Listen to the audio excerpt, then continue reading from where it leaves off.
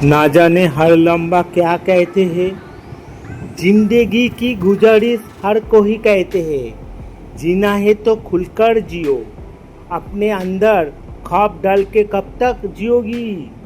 2 दिन जिंदगी की कब तक रहेगी, मुश्किल हो या गम हर लम्बा जियो।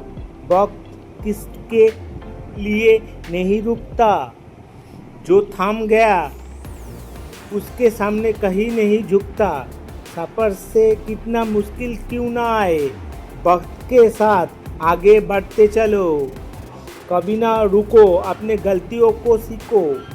हालात के सामने हार कर कब तक रहोगी, डर कर जिंदगी की हर पल एक नया मोड़ लाएगी। खुलकर जियो, तभी तो जीना आएगी। বন্ধুরা, আগের পর্বে তোমাদের দেখিয়েছিলাম নর্থ সিকিমে দুটি আকর্ষণীয় স্থান, এক হচ্ছে গুরুদম্মা লেক, 2 হচ্ছে কালাপাথর। এই পর্বে আরও 10টি আকর্ষণীয় স্থান তোমাদের ঘুরে দেখাবো। তাহলে চলো ভিডিওটি শুরু করা যাক। ও হ্যাঁ, ভিডিওটি ভালো লাগলে অবশ্যই আমার পাশে থেকো, লাইক শেয়ার করে দিও। আর যারা নতুন তারা চ্যানেলটিকে অবশ্যই সাবস্ক্রাইব করতে ভুলো না যেন।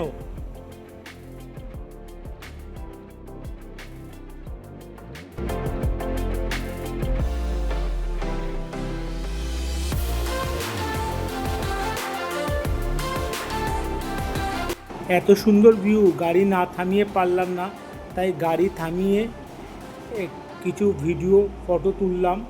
এই যে ভিউটা দেখো কি সুন্দর লাগছে, আর রাস্তাটা দেখো পুরো ইউ টার্ন, গাড়িগুলি আসছে, দেখো কি সুন্দর লাগছে।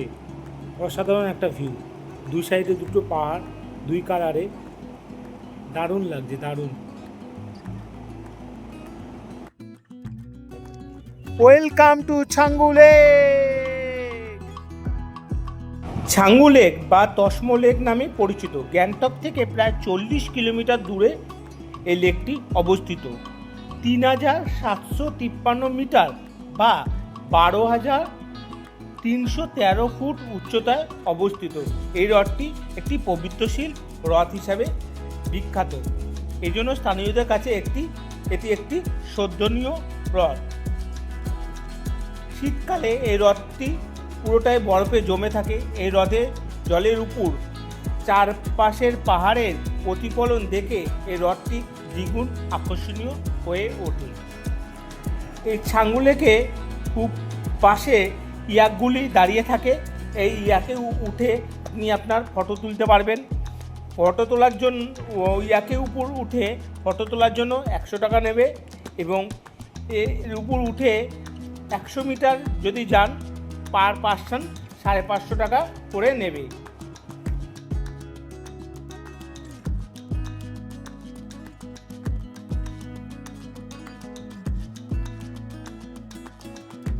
ছাঙ্গু লেক দেখার পর বেরিয়ে পড়লাম নিউ বাবা মন্দিরের উদ্দেশ্যে। গ্যাংটক থেকে ছাঙ্গু লেকের দূরত্ব 40 কিলোমিটার এবং ছাঙ্গু লেক থেকে নিউ বাবা মন্দিরের দূরত্ব 17 কিলোমিটার।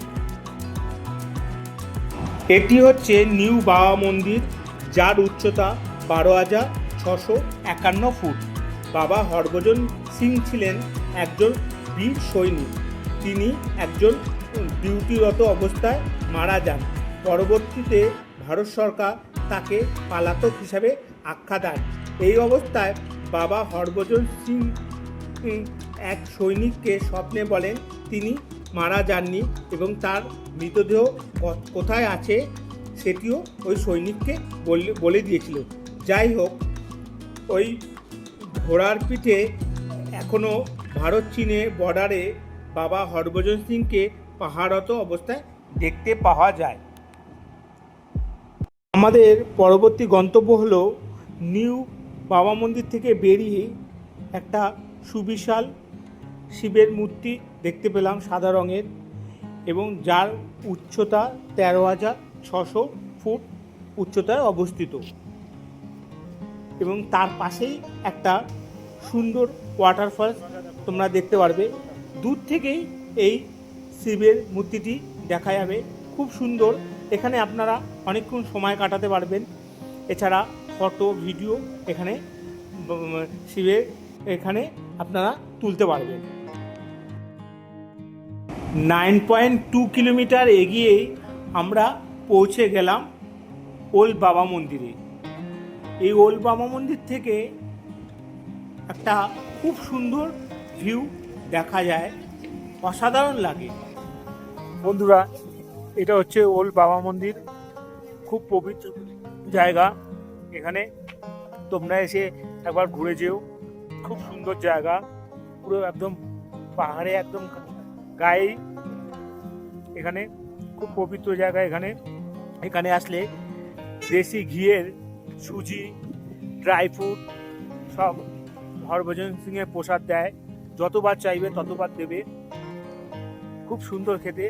আর এখানে মিলিটারিদের ব্যবহার খুব ভালো, যতবার ড্রাই ফ্রুট চাইবে, যতবার তোমরা সুজি চাইবে, হালুয়া, ততবার তোমাদের দেবে হরভজন সিংয়ের প্রসাদ হিসেবে।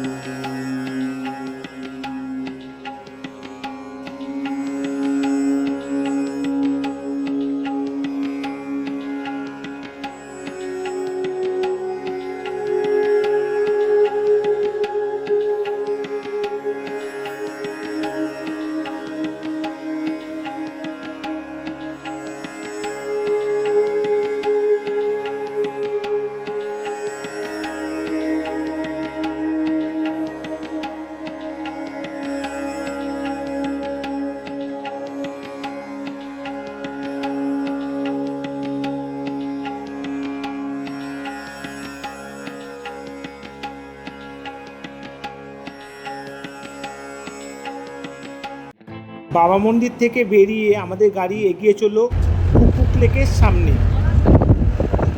শেষমেশে পৌঁছে গেলাম এই কুপুক লেকে। কুপুক লেককে অনেকে এলিফ্যান্ট লেকও বলে, কারণ এর মুখটা অনেকটা হাতির মুখের মতন দেখতে, তাই একে অনেকে এলিফ্যান্ট লেকও বলে।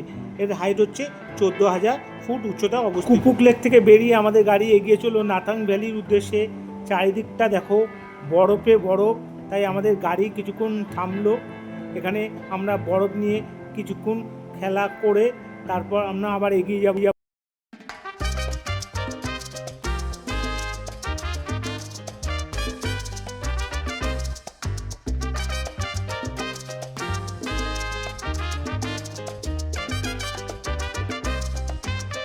নাথাং ভ্যালিতে প্রচণ্ড ঠান্ডার জন্য বেশিক্ষণ বরফ নিয়ে খেলা গেল না।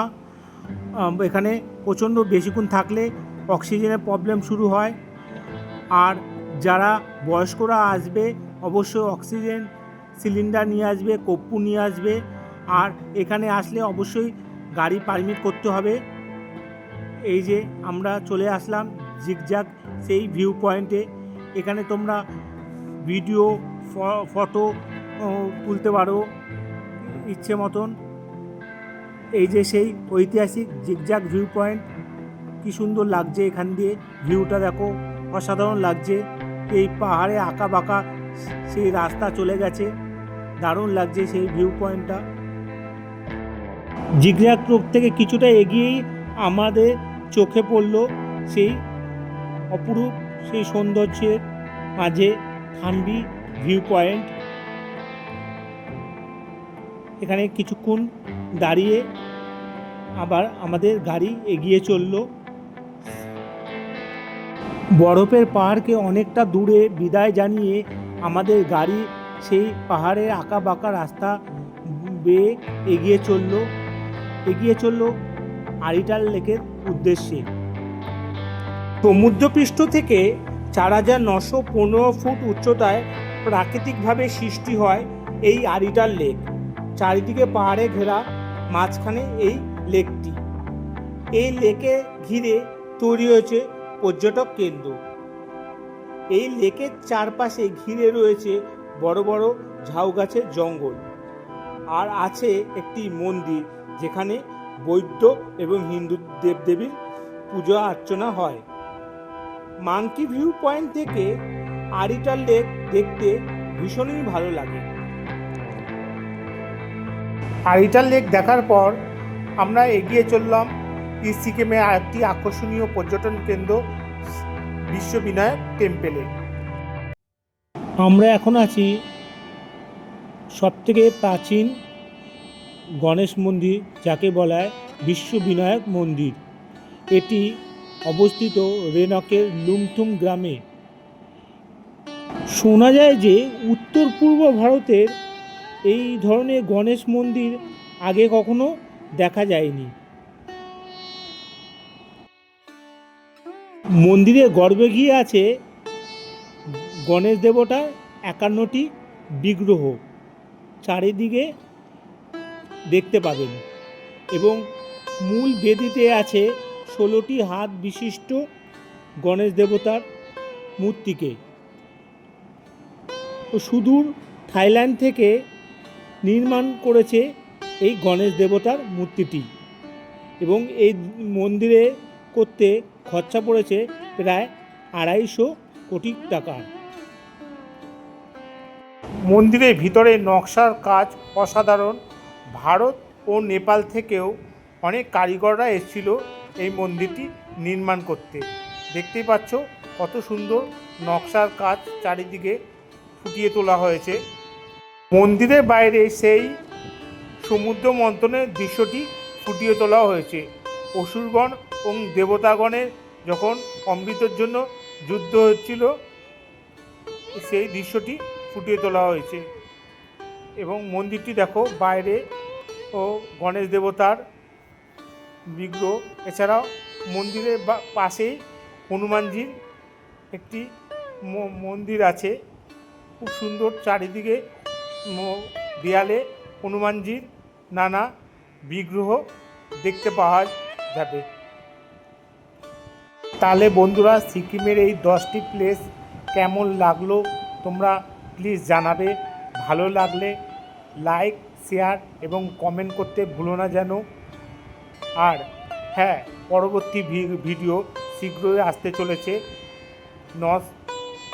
সিকিমের একটি অফবিট এরিয়া তোমাদের সামনে উপস্থিত করব।